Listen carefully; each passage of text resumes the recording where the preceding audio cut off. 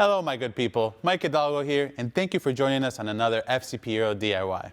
Today, we're going to be working on our Porsche 911 996.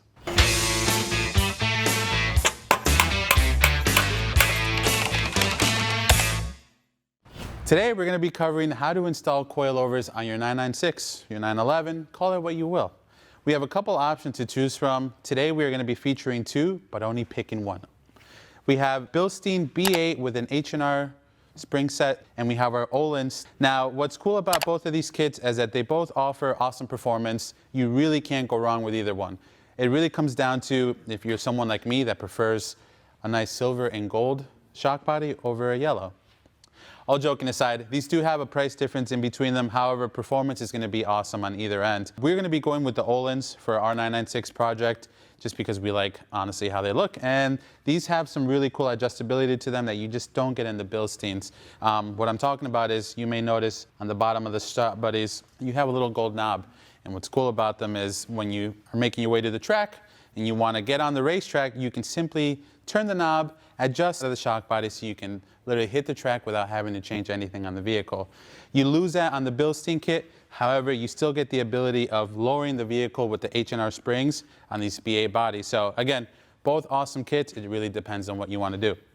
Couple reasons why you may want to look into this. For us, we want to be able to take the car to events, do some spirited driving, maybe some autocross events. So the Öhlins are going to be the way to go for us. If your car has stock setup on it right now and you want to upgrade, maybe you don't want to lower it, the Öhlins give you a little bit more adjustability, whereas the H&R with the B8 bodies only give you one set ride height. The Öhlins, you can lower anywhere from 20 millimeters to 30, 40, you name it. Today we're going to be lowering ours to 20 millimeters, which is kind of what they recommend out of the box. And then as you change the wheels or do some corner balancing, you can go ahead and change that. Now that we've vaguely covered what we're going to be working with today, there's one more thing I want to mention, and that's something that either one of these kits does not come with, and that is mounts. Now, both the Öhlins and the B8s and H&R combo require you to use the stock mounts. Now, I say require as in they don't come with anything. You need to get something. You can upgrade to camber plates like you can do with any coilover setup or shock and strut setup. However, we are going to just be replacing our old mounts with some fresh new ones. We'll show you that a little bit more as we get into the DIY. Now that we've covered some of the parts we're going to be working with today, let's take a look at the tools needed for this DIY. For this DIY, it's a little bit involved, nothing as far as specialty tools, but we do have a wider range of ratchets and sockets and wrenches, specifically wrenches ranging from 21 millimeter to 19 millimeter. We have a couple 16s and 17s, duplicates of each. Some are ratcheting, some are regular open box end. As far as sockets go, we have a couple different 18s. We have a couple different 17s, 16s, and 15s, as well as 13s. We have a T55, we have a T40, and we have a 5 millimeter hex that are going to be needed for this job, as well as a couple different adapters from 1/2 inch to 3/8 and 3/8 to 1/2 inch. A couple extensions to add onto that. A caliper hook, so when we take our calipers off, we can go ahead and hang them off to the side. We have a tape measure as well as a caliper, which we have over here for doing our millimeter and inches, setting preload on the coilovers. Some scissors so we can cut our dust boots to size, and then a couple different screwdrivers and Phillips heads used to take off the rotors and as prying tools. You can always have that. Again, a couple different ratchets. We have both 3/8 and 1/2 inch drives, as well as two different size torque wrenches that give us different torque values. A couple nice to haves are, a rubber mallet as well as a regular hammer. Big impact always helps, especially when you're going to remove big bolts and you need to do it quickly, as well as a couple tools that we don't have pictured, meaning a floor jack if you're working on the ground. We used a screw jack since we're working on the lift, as well as a spring compressor. Again, that's something that's very delicate and very, very dangerous. So if you're going to be doing it yourself, make sure you're using a quality tool. If you don't have the tool, take it to an independent mechanic. But as you can see, we have a tool back there that we're going to be using for this job. Now that we have our tools covered, let's head over to the car and start on this DIY. All right, let's freaking rock and roll. To start, we're going to go ahead and remove our brakes from the knuckle, the wheel carrier, however you want to call it. So to do that, we're going to free up this 10 millimeter nut that holds the hard line into place so that when we undo our caliper, it can swing off into the side. And now that we have our 10 millimeter off, this hardline will be free. We're gonna need a T55 to remove these two caliper carrier bolts.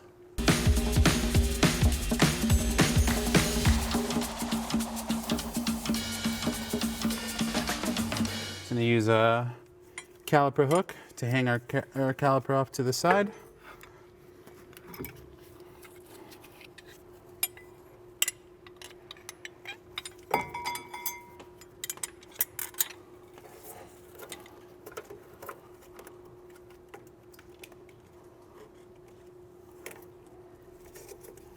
Beautiful. Now on the other side of the carrier, we're going to go ahead and disconnect our ABS and wear pad sensor. You can use a pick, you can use your fingers. You're just going to pull that up to release that metal tab. You're going to want to go ahead and disconnect both electrical connectors. These are totally different, so you don't have to worry about mixing them up when you go to reinstall them again. Boom. And now we're going to use our 10 millimeter socket to remove this 10 millimeter bolt. And this can just go off to the side. I'm going to tuck it behind a radiator hose. And then I'm going to thread my 10 millimeter bolt back in here, so I don't have to worry about where it goes later. I can simply look for it when I need it. Now this is not a mandatory step, but I'm doing it because of the way we're going to do these coilover installs. It's going to be less weight, and I'll show you what I mean in a moment. So I'm going to go ahead and take off this rotor. Again, you don't have to do this at home, but it'll be easier for us to film and a little bit easier to handle. 2 Phillips head screws. Set this off to the side. All right, my good people. Now at this point, we're ready to start the removal process of our front right strut. Now there's a couple ways you can do this. If you've seen a couple videos online, then you're obviously doing some homework. A couple people will go ahead and free up the bolts in the strut tower underneath the hood and then force the whole strut assembly down. I don't really think that's a proper way to do it. You're putting too much stress on the bushings on your lower control arms, and it's just not too kosher if you ask me. So the way I'm going to go ahead and do it, and following most of what Bentley says, is I'm going to remove this whole assembly as one piece, and by that I mean we're going to remove the knuckle with the strut and our lower control arm and set it on the table, and then we'll work on the bench. So without further ado, let's get started and I'll show you what to do first. To start, I'm going to go ahead and remove the sway bar end link from our sway bar side of the vehicle. You're going to need a 17 millimeter wrench and a 15 millimeter socket. The wrench is going to be there to counter hold. That'll do for now. We'll pull it out once we get the whole assembly out of the vehicle. Next, we're going to go ahead and remove our forward control arm so that we have free play when we undo our lower control arm. So to start, I'm going to take a 21 millimeter socket and undo this bolt here. Now that this one's undone, we're going to go ahead and do the one at the lower control arm. You're going to need an 18 millimeter socket on the bottom and a 21 millimeter wrench on the top, counter holding the nut top. Beautiful. And then from here, we can go ahead and wrestle this front forward control arm out. Sometimes it helps to pry a little bit on this bracket, just a hair. It's not a lot of force that you're looking for. And if that fails, then you can simply loosen up these two 16 millimeter bolts just to give you some play for that bushing.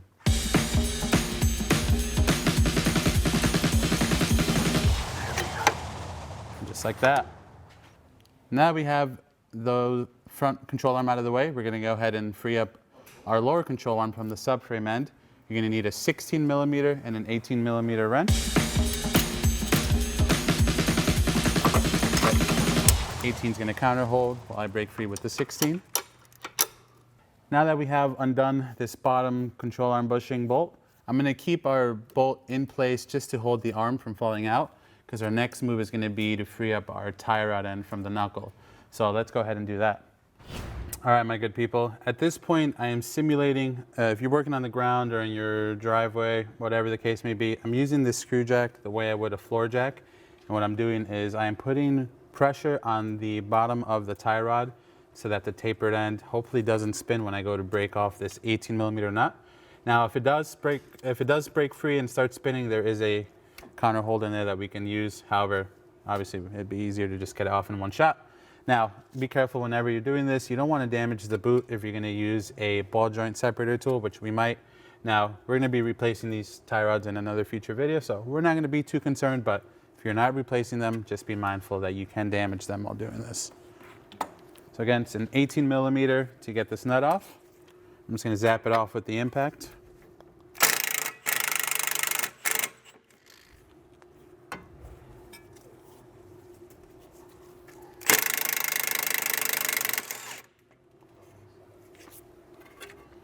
Beautiful. Leave a comment below if you think that the ball joint end of this tie rod is going to fall through when I take this screw jack out. If you know, if you're thinking what I'm thinking, we're going to have to come back here with a ball joint separator tool. But if we're lucky, it might just fall out.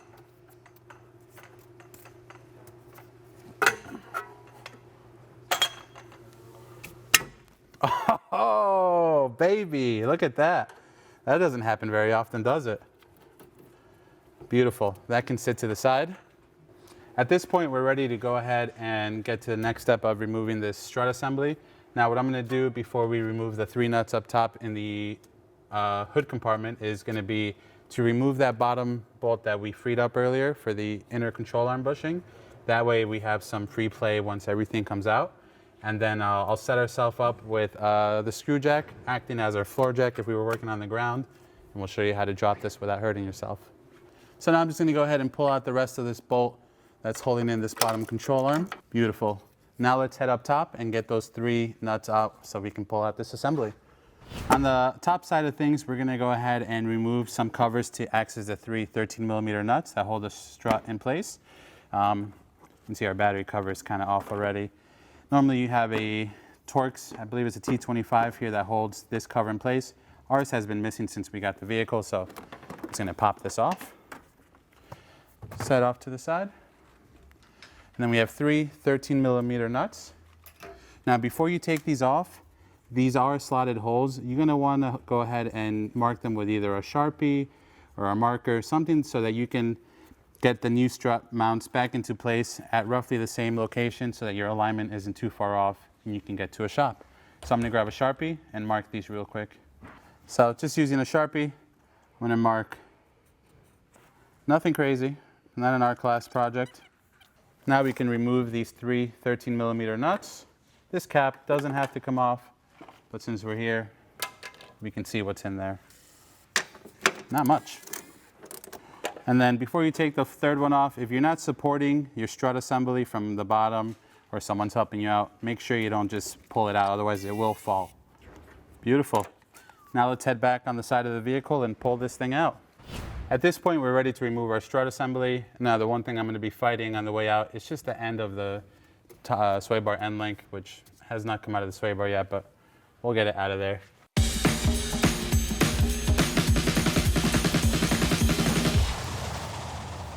Well, that wasn't pretty, but we're replacing those anyway. So now we can go ahead, get this on the workbench and set up our new Ohlins. Now we have our strut assembly and knuckle on the table. What we want to do is go ahead and separate these two so that we can work on taking apart our strut. Now the reason we're going to do that is we have to recover some metal washers that are going to be needed to assemble our Öhlins. And the reason we are doing that is because each one of these washers is about $50. So if you're going to go ahead and replace them all, you're looking at $400 for washers. So instead, we'll take these apart and reuse them. To get this end link off, the end link on the front also is the pinch bolt for the strut assembly on the front knuckle. You're going to need a 17 millimeter wrench to counter hold and an 18 millimeter socket for the nut. So I'm going to use the impact just to speed things up a bit. We can go ahead and toss this. We're going to be replacing it. And now we can pull this out from the knuckle. Easy as that, baby. I'm going to use a spring compressor to compress this spring so that we can work on removing this top mount and saving those 2 $50 washers.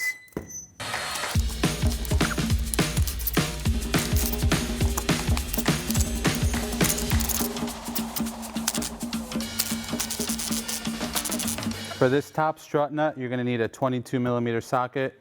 Check your car first. Sometimes these change as different brands of shocks or struts may find your vehicle. For these conies, the top nut is a 22 millimeter. Now that I have my spring compressor on and it's taking the tension off this top hat, I'm gonna just try to zap it off. Here's one of our $50 washers we're saving.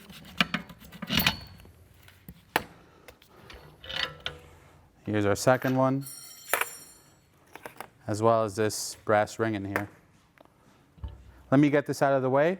We'll set up our Öhlins with the new hardware, and we'll show you what to do from there. First things first, we have a little building and homework to do before we get our new Öhlins in the vehicle. To start, we have to set up our new dust cover boot. This is included with the Öhlins kit, and you do have to trim it. You would think they sent it to size, but we trim it. So what they ask you to do is cut off the bottom 62 millimeters of this boot. So I'm going to take my caliper, I'll measure out 62 millimeters, make my mark and cut. So I got 62 millimeters. I'm going to go ahead and measure. It's going to be up to about this coil right here. I'm just going to take some scissors and cut.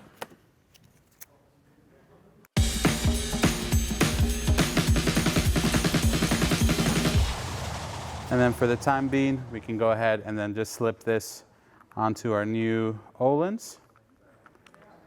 Just like that. Put that to the side for now. These are the three pieces that we saved off of our old strut. These are our two $50 a piece washers and this brass ring. This brass ring is going to be seated around our new strut bearing. So it simply goes on like that.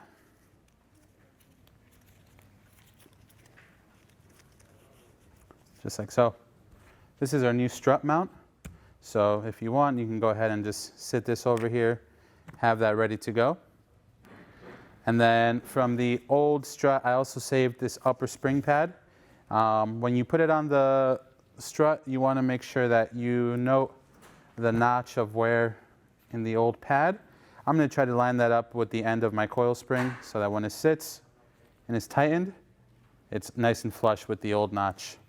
Not critical, but that way it's not fighting itself. It doesn't have to reseat itself and find its home. So that's going to go over this like so. Now we can go ahead and take our strut and set our original washer that we saved from the vehicle. Put that on like that. Then we can go ahead and put our spring on. I like to face the spring for starters. I like to have the tag facing the front of the name on the Öhlins body itself. It's going to change as you adjust the height, but in my mind, that works better. From there, we're going to go ahead and install our new strut mount with our new bearing and those two pieces that we saved from the old housing.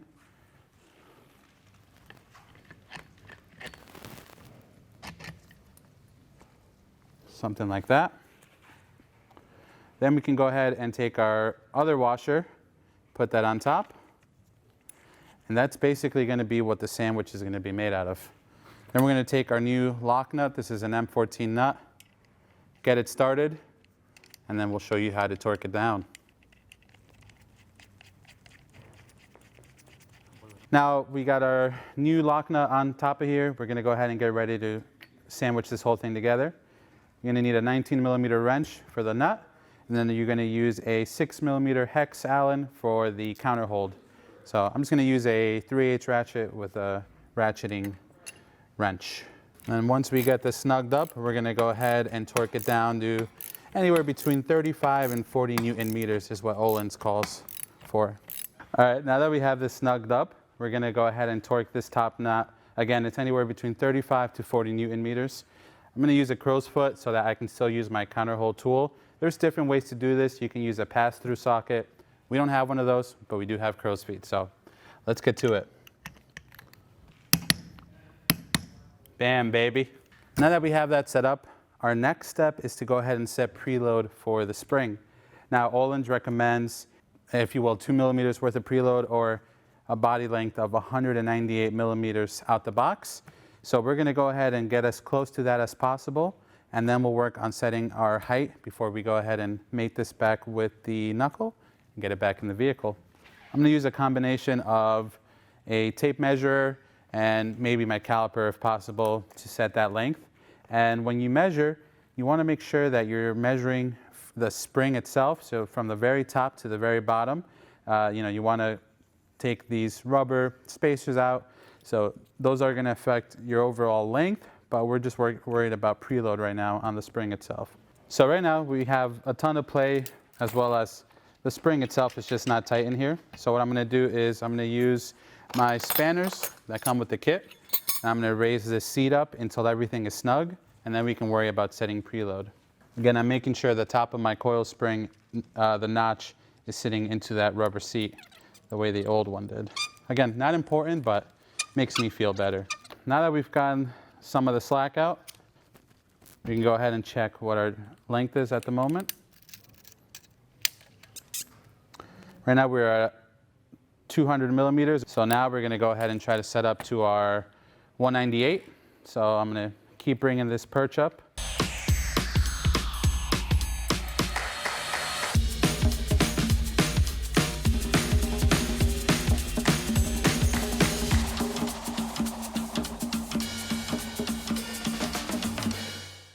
Now that I've set my preload to what I want, I'm going to go ahead and lock in this bottom spanner here using the spanners provided.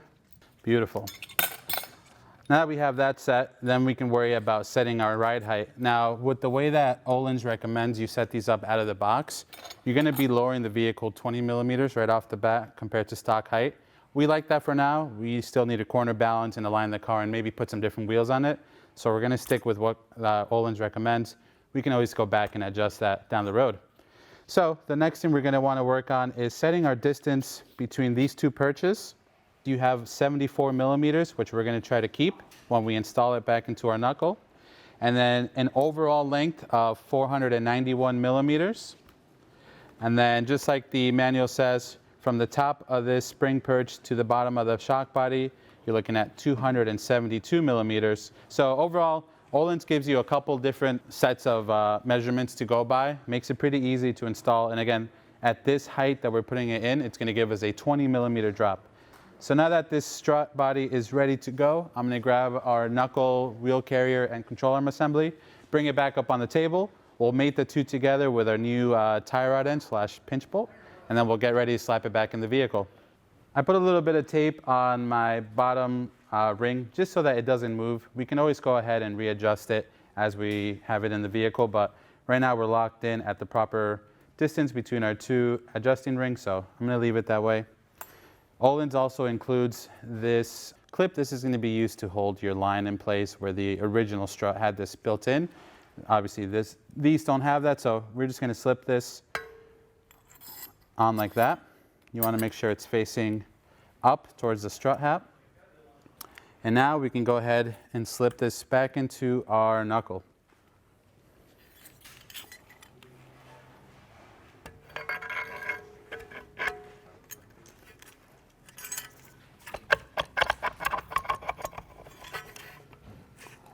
Beautiful. While I have this on the bench, I'm going to go ahead and install our new sway bar end link / pinch bolt into the assembly and torque it down so that nothing comes undone when we're installing it back in the car. I'm going to use a 17 millimeter wrench to counter hold the sway bar end link. And then I'm just going to use a ratchet to snug up the bolt real quick with an 18 millimeter socket, and then we'll torque it down. You're going to want to torque this nut down to 63 foot-pounds. I'm going to try to get it as close as possible on the bench. If I can't do it all the way, then we can tighten it up in the car.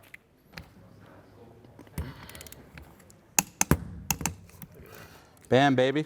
Now that we have this whole assembly ready to go, we're going to go ahead and set up back at the vehicle, put it into place, use our screw jack to support everything, and get this wrapped up. And then we do the rear. Now we can go ahead and get our strut assembly back into the vehicle. I'm going to go ahead and feed it up into our strut tower.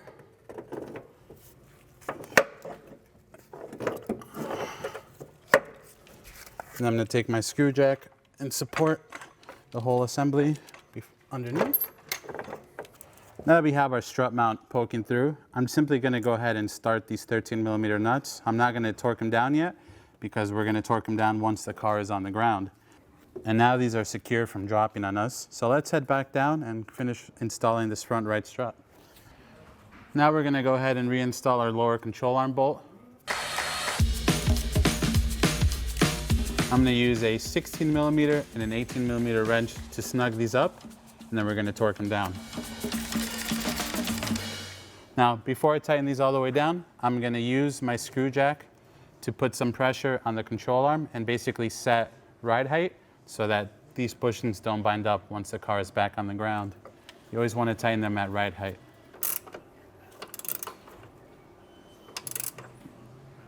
Now we're going to torque this down to 89 foot-pounds.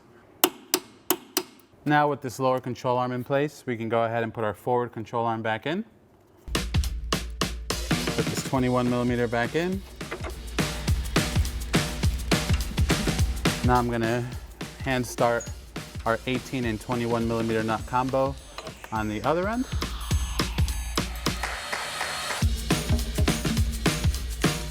With the arms back in their home, I'm going to put these 16mm back into where they belong.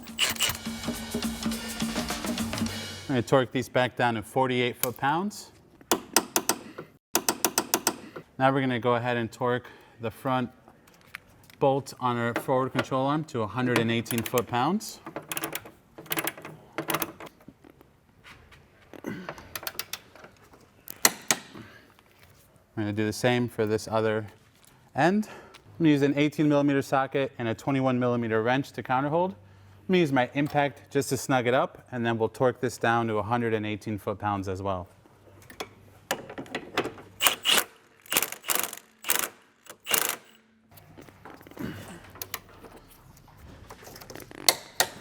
Beautiful. Now we can go ahead and reinstall our tie rod end. So I'm going to take the nut off, feed it back into the knuckle. I'm going to use my screw jack again to put pressure on the end of the tie rod so that the tapered end hopefully doesn't spin and we can torque this down properly. This is going to be an 18mm nut. I'm going to use the impact just to snug it in quickly, and then we'll torque it down.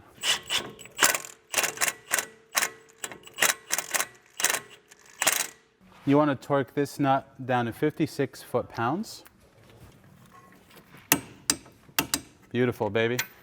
Now, if you were not able to simulate the pressure on the tie rod end, there is a counter hold in there, usually a 5 or 6mm hex, should you need to do that with a wrench. Now we can go ahead and reinstall our bottom portion of the sway bar end link back onto our sway bar. So at this point, just feed that through and take our 15mm nut and start it on the other end.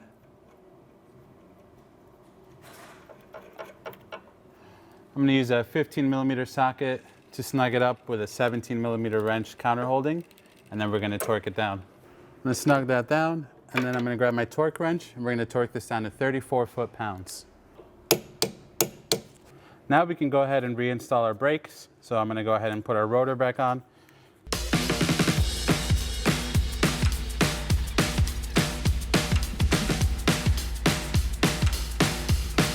Now we're going to mount our caliper back on. I'm going to take it off our hook. Put our carrier bolts back in. Get them started by hand first.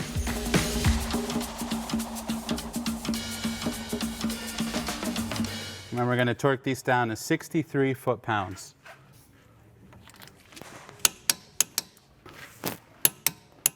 Now we're going to put our 10mm bolt back into its home here so that it holds the hard line in place.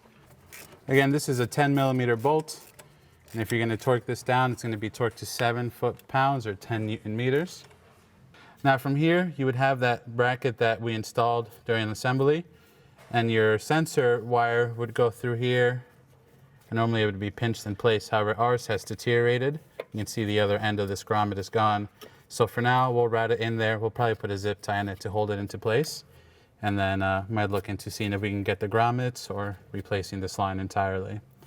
Now we can go ahead and reinstall our wear pad sensor and ABS sensor back onto this receiving clip.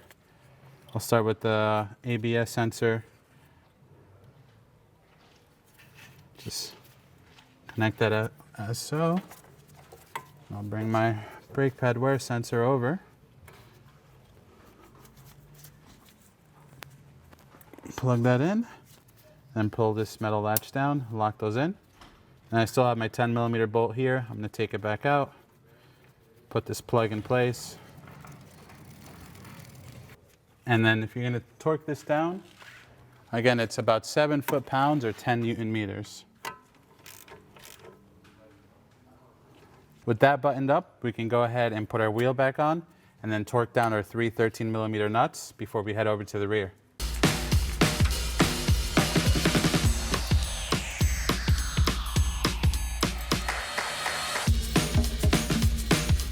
With these snugged up, then we can go ahead and torque these down to 96 foot-pounds once they're on the ground.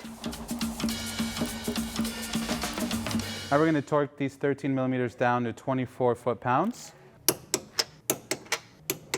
Beautiful. Put our cap back on. And put our plastic cowl back in place.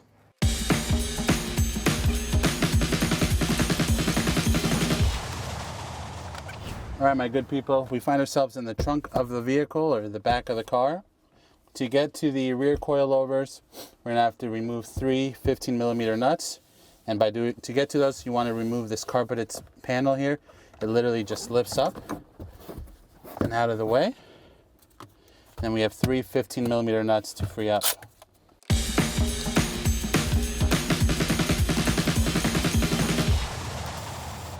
Perfect. Now let's head back to the underneath of the vehicle and finish on getting the strut out the car.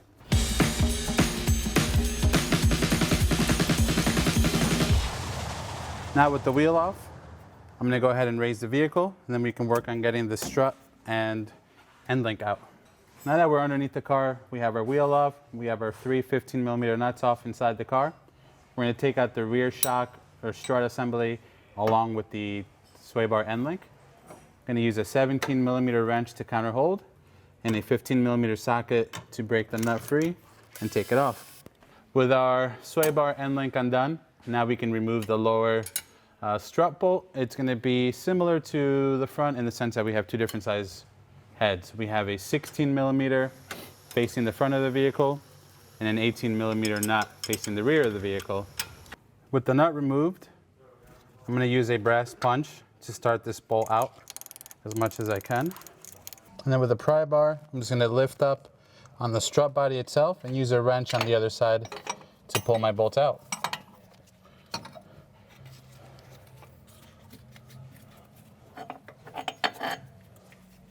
There it is. So now what I'm going to do is I'm going to remove the sway bar end link from the strut body so I can get this out. Now you'll see this one's all bent up. So we're just going to remove it from the strut end with a 17mm wrench so that we can pull it out.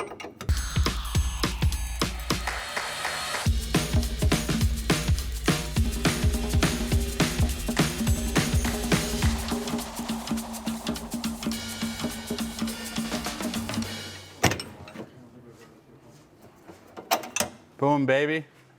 Now we can go ahead and remove the strut from the vehicle. Just using a pry bar to pry it out of its home. Then from here, it's just a puzzle as far as getting it out. Bam, baby. All right, now with our rear strut out, it's going to be similar to the front. We have to save a couple components from it. So just like we did with the front strut, we're going to use our spring compressor, compress the spring, get the top mount off, save some parts, and then we can get ready to build our new Ohlins. As always, guys, if you don't know this already, if you're ever working with a spring compressor, be safe. These are super dangerous. If you don't have one and you've never used one before, take your struts to an independent or a shop around the corner. They'll charge you a couple bucks to take them apart, but it's safer than causing any damage or harm to yourself or surroundings.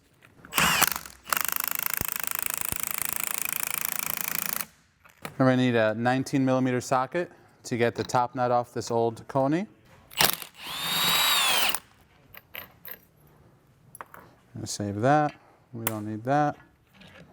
And we don't need this. And we're going to save this. All right, my good people. We have our old strut assembly taken apart. We have saved our 2 metal washers from it. Again, These are like $50 a piece, so unless you want to buy new ones, I suggest doing the same and taking your old ones apart. Here's our old strut mount. We don't really need anything from this. So you can see we have a new one. So we're just going to set this to the side along with this old hardware. Now before we get started, similar to the front struts, we're going to go ahead and trim the dust boot that came with our new Öhlins. Öhlins wants you to remove 82 millimeters off the bottom. So I have my caliper, I have the coil I'm going to cut out. I'm just going to get to cutting.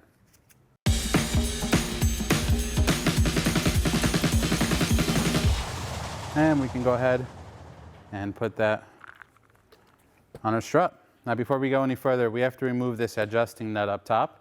So it's going to be a 17 millimeter wrench. I'm going to grab one of those and we'll take this off so we can continue assembling. Again, this is a 17 millimeter. You just have to break it free. Threads off. And just pulls right off. All right, now from there, we're going to go ahead and install the washer that's included with our kit. Just like that, pretty straightforward. Then we can go ahead and, they don't mention this in the instructions, however they include a couple different plastic and rubber rings with this. Now this plastic ring is something that would sit here at the bottom, from my understanding, just to help with the spinning of the spring when you're setting preload. That's how I did the other side, that's how I'm going to do this side. So I'm going to go ahead and install, again, this is a hard plastic ring. And then we can go ahead and install our spring. Pretty straightforward. From there, we're going to go ahead and install one of the washers that we saved from the vehicle. Just like that. Then we're going to go ahead and take our new upper seat and we're going to install this, they call it a rubber seat, this rubber ring right on it. Pretty straightforward, and install it on top of our spring, just like that. Then we can go ahead and take our new strut mount, insert that over the top. Our new washer, or I'm sorry, our washer that we saved from our old strut. And now we can install our M12 lock ring. I'm just start it by hand until I hit the nylon lock ring.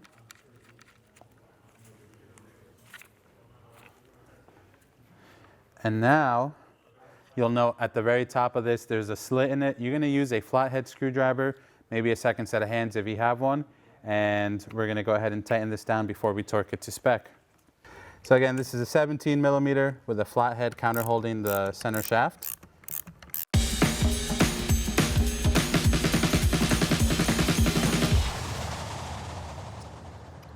We're going to torque this down to 30 Newton meters. There we go. There we go, baby. Similar to the front, we have to set our preload on the rear struts as well. And Öhlins asked for the same 198 millimeters from the very top of the spring to the very bottom. Now, as you can see, ours is pretty much there, but we're going to go ahead and snug it up, measure, and make sure we get 198 across. So we're pretty much at 198 right there. So we're going to go ahead and leave that. I'm just going to lock these down so they don't come loose while they're in the vehicle. Check our distance one more time, make sure it didn't get skewed.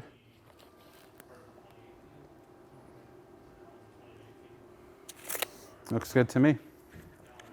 Overall, you want a whole body length of 435 millimeters from the top of the strut hat to the very center of the eyelid hole over here. So it can never hurt to check. 435. And then between the bottom of the perch and the bottom or the center of the eyelid hole here, it's going to be 195 millimeters. Same thing, 195. Now the only thing I'm going to do is, I already did one side. I'm going to make sure the distance between these two adjusters is the same. And then we can work on installing our sway bar end link bracket along with our sway bar and throw it back in the vehicle. So now we can go ahead and install our little collar for our sway bar end link. Now, something very important to note, in the Öhlins instructions, they ask you to leave 32 millimeters of space between the collar and the top of this adjusting perch, the bottom.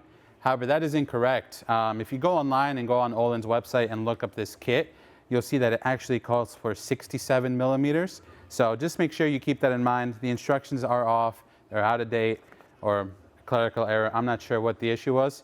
So you can always go online and look at the online manual. So again, 67 millimeters for spacing on this little guy here. So I'm going to set that up and show you how to do that. Is there a part number on that harness at all? It's legible? Now we're going to use the supplied hardware to install and lock our collar into place. You're going to need a 5 millimeter hex to send these into their home. And you're going to torque it down to 12 Newton meters. Beautiful. Now, before we go back to the car, we're going to go ahead and install our sway bar end link on here as well. So we're going to ditch one of these nuts. Just get this threaded into its home. And then using a 17 millimeter wrench, I'm going to go ahead and snug it up to the collar. Before we put this back in the vehicle, we're going to make sure we reattach our adjusting nut at the top. And again, that was a 17 millimeter wrench to get that on there. Snug, baby. Now, we have a fully built, fully assembled Öhlins ready to go back into our 996. So let's head over to the rear of the 996, get this in, and wrap up this DIY. With a fully assembled strut, we're ready to go ahead and install it back into the vehicle. So I'm going to go ahead and fish it up through the control arms and the sway bar and try to seat it in so we can get some bolts into it.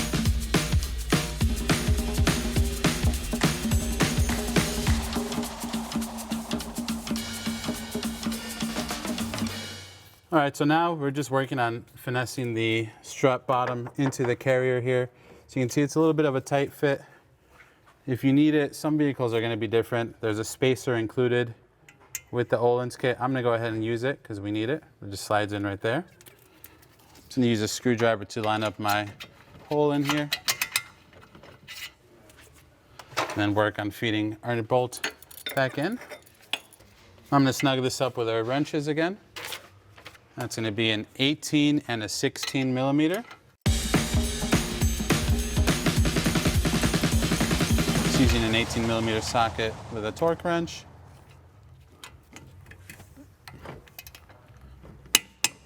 Beautiful, 74 foot-pounds. Now we can go ahead and install our sway bar end link. Just going to use a 15 on a electric wrench and a 17 to counter hold. And then we're going to torque this down to 34 foot-pounds. Beautiful. Now from here, we can put on our wheel, head back into the cabin, button up our 315s, and finish this DIY. Now we can go ahead and reinstall our three 15 millimeter nuts back here. And I'm going to use the electric ratchet to snug them down, and then we'll torque them down.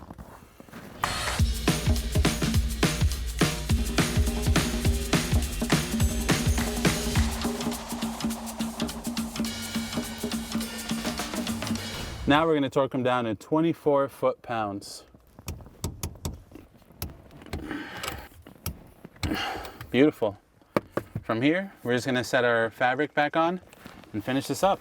And there you have it, my good people. Another DIY in the books. Overall, the Öhlins install, not a bad job, a little bit tedious as you saw, and a little bit dangerous if you're doing your own compressing of the springs, but definitely doable, no crazy tools needed. If you guys like what you saw in this video, please be sure to give it a thumbs up. If you have any questions or comments, please leave those in the comment box below. And if you like this DIY and you want to see more like them, please consider subscribing. We make new ones all the time. As always, thank you for watching. We'll catch you on the next one.